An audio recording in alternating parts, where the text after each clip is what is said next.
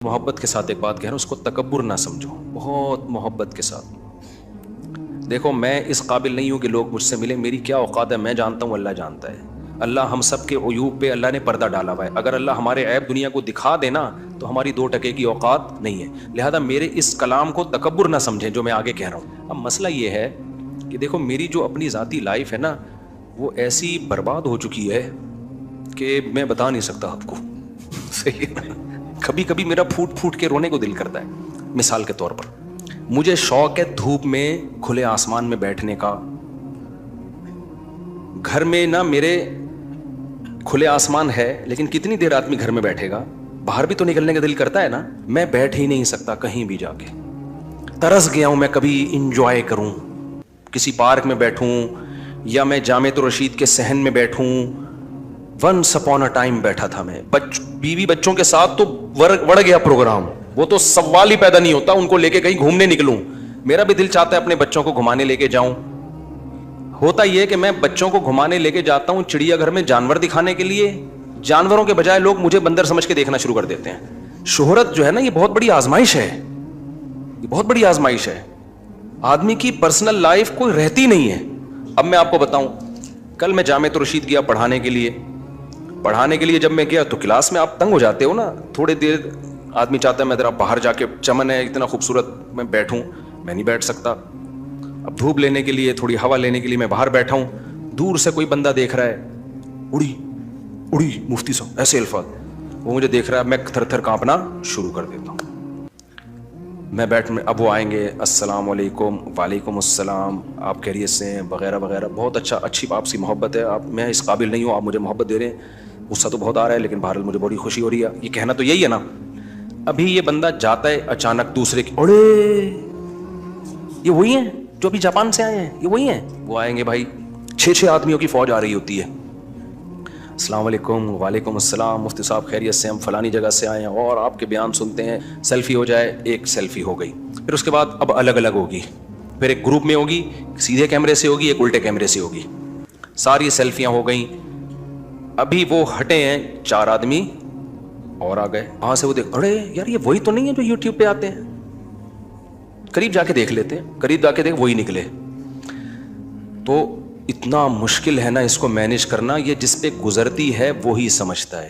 لوگ کہتے ہیں بھائی گارڈ کو بولو کہ وہ ہٹا دے، گارڈ اگر لوگوں کو ہٹاتا ہے تو لوگ گارڈ سے بدتمیزی کرتے ہیں اور الزام پھر مجھے دیتے ہیں کہ ایسے بدتمیز گارڈ رکھے ہوئے ہیں۔ پھر میں نے گارڈ کو بولا یار لوگوں کے ساتھ بدسلوکی مت کرو، ہماری کیا اوقات ہے، بیچارہ محبت میں ملنے آ رہا ہے، اللہ نے عیبوں پہ ہمارے پردہ ڈالا ہوا ہے، تو کوئی محبت دے رہا ہے تو دینے دو۔ میں پھر یہی کرتا ہوں۔ پھر نتیجہ کیا نکلتا ہے، 10-15 منٹ میں تھک ہار کے میں کہتا ہوں میں یہاں بیٹھتا ہی نہیں بھائی، میں وہیں بند کمرے میں جا کے بیٹھتا ہوں۔ پھر مجھے جو بند کمرے میں جاتے ہوئے دیکھتے ہیں نا، 6 آدمی پیچھے سے چپکے سے آ رہے ہوتے ہیں، ادھر گھسا ہے یہ بندہ، پھر وہ نوک کرتے ہیں، بندہ دروازہ کھولتا ہے، یار مفتی طارق مسعود صاحب سے ملنا ہے، کہتے ہیں وہ تو کام کر رہے ہیں، ہم نے دیکھا ہے یہاں گئے ہیں ابھی۔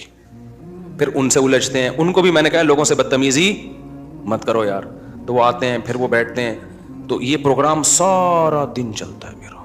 ابھی کل کیا ہوا، میں ظہر کی نماز پڑھی جامع رشید میں، باہر بینچ رکھا ہوا ہے، دھوپ مجھے اتنی اچھی لگی، روشنی، میں نے کہا تھوڑی دیر میں یہاں بیٹھتا ہوں، کل کی بات ہے۔ میں جیسے ہی بیٹھا اتنا سکون ملا، سانس لوں، 6 آدمی میں نے گنے، وہ ٹوٹل کتنے ہیں؟ تو انہوں نے کہا ہم سرگودا سے آئے ہیں ملنے کے لیے آپ سے۔ ملنے آپ ملا، میں سب نے سیلفیاں لی، اجتماعی سیلفی، انفرادی سیلفی، یہ والی سیلفی اور فرنٹ کیمرے سے سیلفی، 4 قسمیں ہیں ٹوٹل سیلفیوں کی جو اب تک دریافت ہو چکی۔ سب سے مسکرانا بھی ہے میں نے، اگر تھوڑا سا یوں کر لیا تو ایک مولانا طارق جمیل صاحب نے ایک دفعہ ہاتھ ہٹایا تھا، وہ کیا حشر کیا ان کا، تو اب ہم نے یوں بھی کرنا ہے، سب سے ملے، میں نے کہا ٹھیک ہے۔ اب مجھے وہ جو میرے دوست ہیں انہوں نے کہا بیٹھ جائیں، میں نے کہا میں بیٹھ نہیں سکتا کیونکہ 8 آدمی پیچھے کھڑے ہوئے ہیں۔ آپ کہہ سکتے ہو آپ پبلک پلیس پہ نہ بیٹھیں، جامع رشید پبلک پلیس تو نہیں ہے نا کوئی، آپ پبلک پلیس پہ نہ بیٹھیں، نہیں بیٹھ رہا۔ یہ والی تو سامنے جو مسجد کا یہ فرنٹ، یہ پبلک پلیس تو نہیں ہے نا۔ اب ہوتا کیا ہے، میں نے کہا یہاں تھوڑا سا میں نے بھنڈی لگا دی، گھاس اگا دی، ادھر منجی ڈال کے کرسی ڈال کے بیٹھا کروں گا، یہاں بیٹھتا ہوں۔ یہ جو مسجد کی جالیاں نظر آ رہی ہیں نا، اچھا دونوں طرف سے دروازے بند ہیں، لوگ نہیں آ سکتے، تو مسجد کی جالیوں سے لوگ یوں کر کے مجھے ایسے دیکھ رہے ہوتے ہیں جیسے چڑیا گھر میں آئے ہوئے ہیں۔ اب آپ مجھے ایک بات بتاؤ، جب کوئی بندہ مسلسل جالیوں سے کھڑا ہوا آپ کو دیکھتا رہے، آپ ڈسٹرب ہوتے ہو نا ذہنی طور پر، کیا خیال ہے؟ تو میں پھر بیٹھ ہی نہیں سکتا۔ اب لوگ کہتے ہیں ادھر پردے لگا دو، پردے لگا دیں گے مسجد کی ہوا رک جائے گی، اندھیرا ہو جائے گا مسجد میں، نہ پردے لگا سکتے ہیں، تو یوں کر کے دیکھ رہے ہوتے ہیں۔ اب میں نظر نہیں ملا رہا ہوتا، مجھے ڈسٹرب تو ہوتا ہوں دیکھ رہے ہیں، میں بیٹھتا ہوں, میں بھاگتا نہیں ہوں, نہ دھکے دیتا ہوں لوگوں کو, لیکن ایک دن میرے جنازے کا اعلان ہو جائے گا. میں نہیں منع کر رہا, کوئی بھی آتا ہے میں گارڈ سے کہتا ہوں کہ بدتمیزی نہ کرو, وہ بیچارہ تو محبت میں آ رہا ہے, وہ سمجھ رہا ہے زندگی میں وہ پہلا آدمی ہے بیچارہ مل رہا ہے. میں تکبر اس لیے نہیں کر سکتا, مجھے میری اوقات پتہ ہے یار.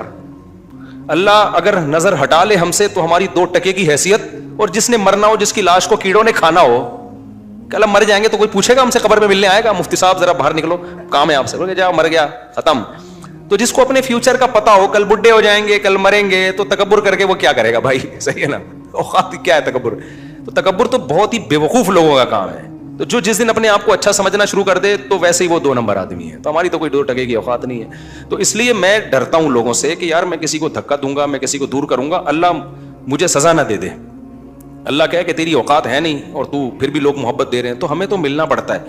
لیکن میں نا مرنے والا ہوں تھوڑے دنوں میں واقعی.